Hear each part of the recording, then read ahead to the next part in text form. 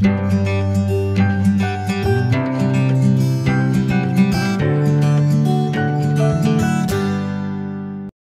Morning friends, मी ममता माझ्या YouTube चॅनलवर तुमचं स्वागत करत आहे. आणि आज आहे 23 मे. आज आहे बुद्ध पौर्णिमा. तसेच माझ्या केमोनंतरच्या 4 दिवसानंतरला आज मला पूर्ण रिकवर वाटत आहे, म्हणजे छान वाटत आहे.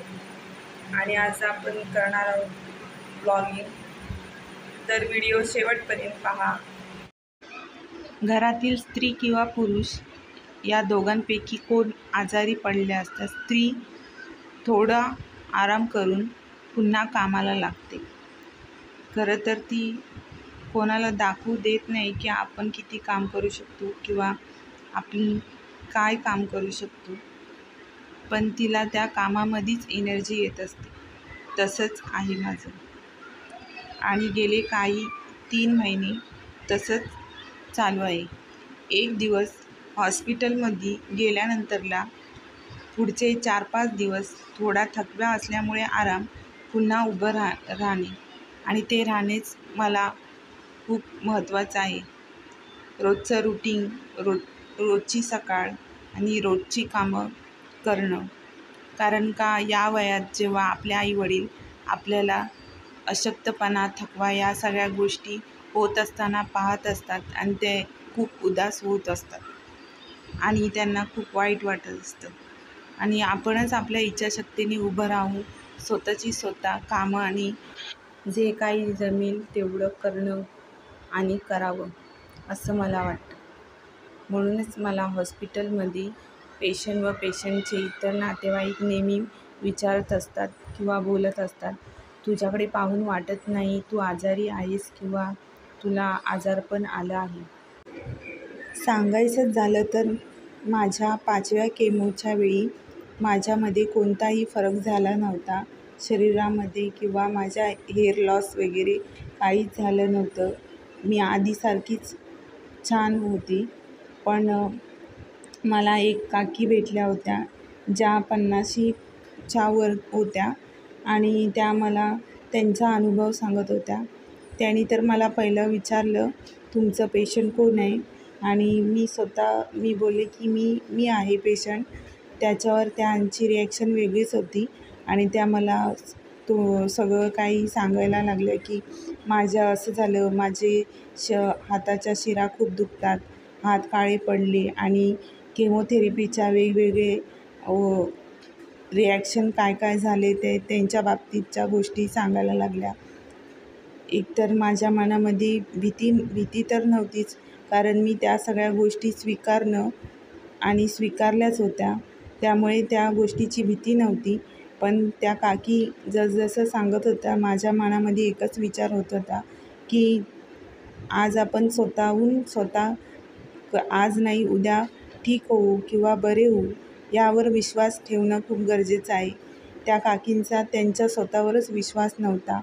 त्या सतत त्यांच्या दुखण्या बाबतीतच काय सांगत होत्या, त्यामुळे त्यांना खूप जास्त लवकर इफेक्ट दिसून लागला या सगळ्या गोष्टींचा. माणसाच्या आयुष्यात कितीही गोष्टी चालून आल्या, त्या गोष्टी किंवा ते संकट स्वीकारणं किंवा त्या गोष्टीपासून आपण आज ना उद्या बाहेर पडू या गोष्टीवर विश्वास ठेवणं. पहिलं म्हणजे आपण स्वतःवरच खूप जास्त विश्वास ठेवला पाहिजे. आणि त्या काकी सतत त्यांच्या आजारपणाविषयी सांगत होत्या.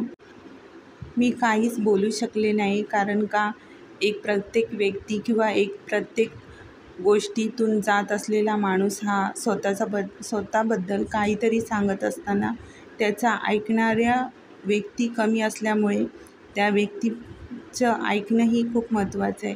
कारण का त्या काकींकडे कोणी बोलल्यानंतर ऐकून घेणारी व्यक्ती नसावी, म्हणून कदाचित त्या माझ्याजवळ मन मोकळं करत असतील अशा विचारात मी त्यांना काही बोलले नाही का तुम्ही या वयातल्या तुमच्यापेक्षा लहान मुलीला या गोष्टी सांगू नका, ती त्या आत्ताच्या फेसमध्ये त्या गोष्टीतून जात नाही आहे, तुम्ही या गोष्टी सांगू नका, तिला भीती वाटेल किंवा इतर काही गोष्टी तिला भासू देऊ नका आधीच.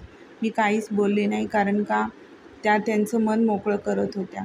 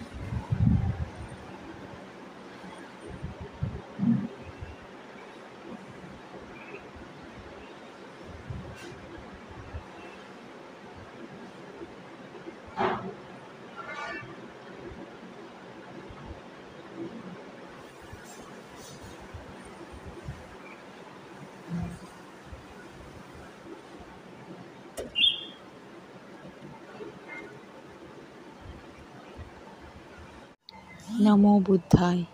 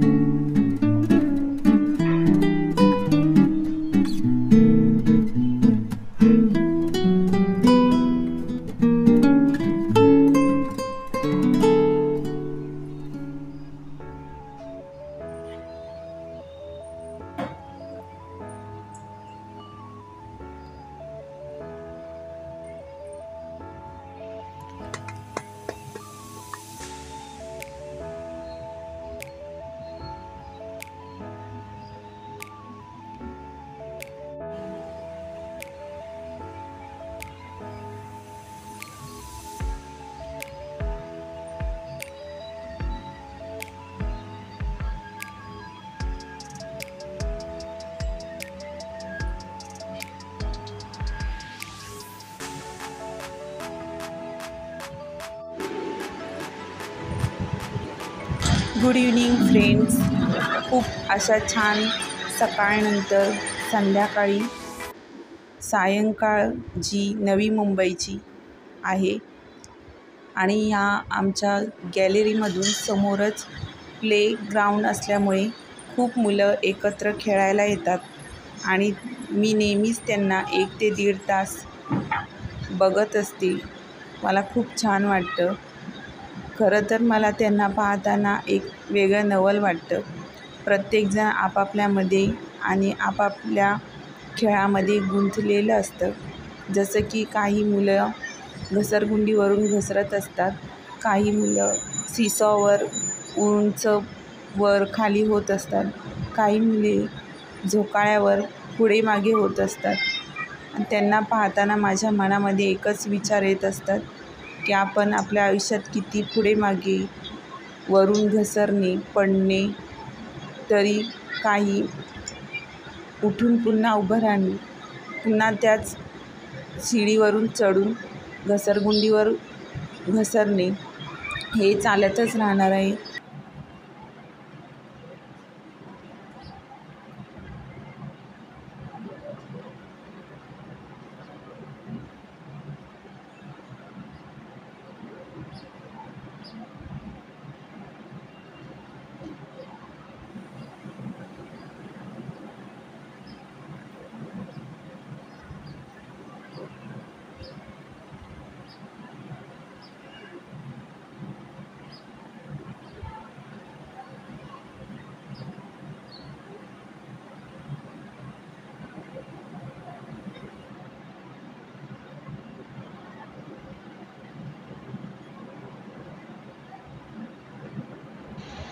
इव्हनिंगसाठी थोडा हातांचा एक्सरसाइज करणं माझ्यासाठी खूप इम्पॉर्टंट आहे, कारण का खूप जास्त विकनेसमध्ये सगळ्यात जास्त त्रास होतो तो या शिरांमध्ये होणाऱ्या एक वेगळ्या हालचालीतून निर्माण होणाऱ्या झिंझिण्या ज्या येत असतात, त्यासाठी एक्सरसाइज करावा लागतो.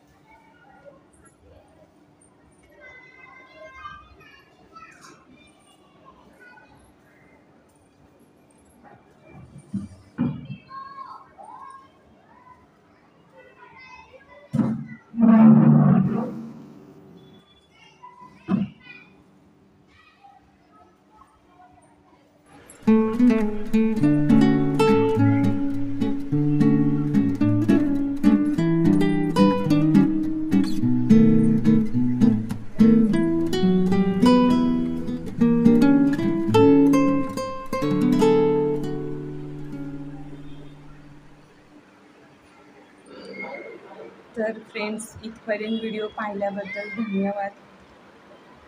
आणि व्हिडिओ आवडला असेल तर लाईक करा, शेअर करा, सबस्क्राईब करा.